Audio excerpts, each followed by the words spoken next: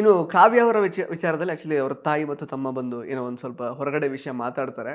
But ಕಾವ್ಯ ಅವರು actually ನನಗೆ ಅದು ಏನು ಅಂತ ಗೊತ್ತಾಗಿಲ್ಲ ಅಂತಾನೆ ಇವಾಗಲೂ ಹೇಳ್ತಿರೋದು. ಸೊ ಬಟ್ ಅದು ಎಷ್ಟರ ಮಟ್ಟಿಗೆ ಸರಿ ಅಂತ ನಿಮಗೆ ಅನ್ಸುತ್ತೆ ಆಕ್ಚುಲಿ? ಬಿಕಾಸ್ ಎಲ್ಲೊಂದ್ ಕಡೆ ಸಬ್ ಕಾನ್ಶಿಯಸ್ ಮೈಂಡಲ್ಲಿ ಕಾವ್ಯ ಅವರಿಗೆ ರಿಜಿಸ್ಟರ್ ಆಗಿರುತ್ತೆ. ಇವಾಗ ಅವ್ರಿಗೆ ಏನು ವಿಷಯ ಅಂತ ಗೊತ್ತಿಲ್ಲದೆ ಇದ್ರು ಹೇಳಿದ ವಿಚಾರಗಳು ತಲೆಯಲ್ಲಿರುತ್ತೆ. ಸೊ ಅದೇ ರೀತಿ ಅವ್ರ ಅಂದ್ರೆ ಒಳಗಡೆ ಆಟ ಆಡೋಕೆ ಶುರು ಮಾಡಿದ್ರೆ ಬೇರೆಯವ್ರಿಗೆ ಅದು ಒಂಥರ ಇಂಜಸ್ಟಿಸ್ ಅಲ್ವಾ? ಹೇಗೆ ಅನ್ಸುತ್ತೆ ನಿಮ್ಗೆ ಅದ್ರ ಬಗ್ಗೆ ಅಂತ? ಅದು ಬೇರೆಯವ್ರಿಗೆ ಇಂಜಸ್ಟಿಸ್ ಆಗಲ್ಲ, ಅದು ಕಾವ್ಯಂಗೆ ಇಂಜಸ್ಟಿಸ್ ಆಗುತ್ತೆ.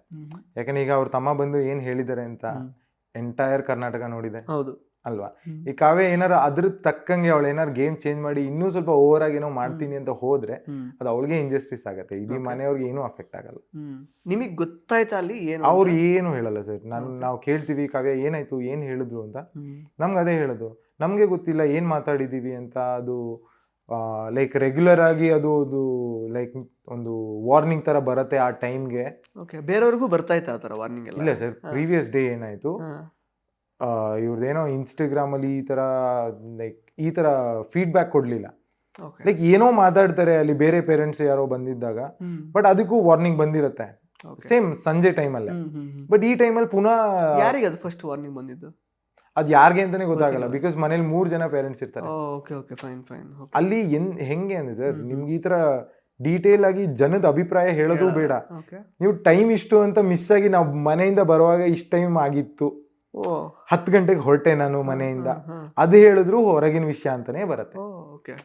ಒಂದ್ಸಲ ವಾರ್ನಿಂಗ್ ಬಂದಿತ್ತು ಬೇರೆ ಯಾರಿಗೇನು ಗೊತ್ತಿಲ್ಲ, ಪ್ರೀವಿಯಸ್ ಡೇ ಬಂತು. ಈಗ ಸಣ್ಣ ಸಣ್ಣ ಮೈನ್ಯೂಟ್ ಡೀಟೇಲ್ಸು ಮ್ಯಾಟರ್ ಆಗ್ತಿತ್ತು ಆಮೇಲೆ. ಬಟ್ ಇಲ್ಲಿ 2 ಸತಿ ವಾರ್ನಿಂಗ್ ಬರುತ್ತೆ. ಅವಾಗ ನಾವು ಕಾವ್ಯನ್ ಕೇಳಿದಾಗ ಕಾವ್ಯ ಅವರು ಹೇಳ್ತಾರೆ ನಮಗೂ ಗೊತ್ತಿಲ್ಲ ಏನ್ ಮಾತಾಡಿದ್ವಿ ಅಂತ, ಬಟ್ ವಾರ್ನಿಂಗ್ ಬಂತು, ಅದು ರೆಗ್ಯುಲರ್ ಆಗಿ ಬರ್ತಿರತ್ತೆ ಅಂತ ನಾವು ಅನ್ಕೊಂಡ್ವಿ, ಬಟ್ ಅದೇನು ಅಂತ ಗೊತ್ತಿಲ್ಲ ಅಂತ ಪದೇ ಪದೇ ಕೇಳಿದಾಗ್ಲೂ ಅದನ್ನೇ ಹೇಳಿದ್ರು ಅವರು. ಸೊ ಈಗ ಅದೇ ಚೇಂಜಸ್ ಏನಾದ್ರು ಮಾಡ್ಕೊಂಡ್ರೆ ಅವ್ರಿಗೆ ಅದು ಪ್ರಾಬ್ಲಮ್ ಆಗುತ್ತೆ ಅಂತ ಹೇಳ್ತಾರೆ. ಆಬ್ವಿಯಸ್ಲಿ ಈಗ ಜನ ನೋಡ್ತಾರಲ್ವಾ.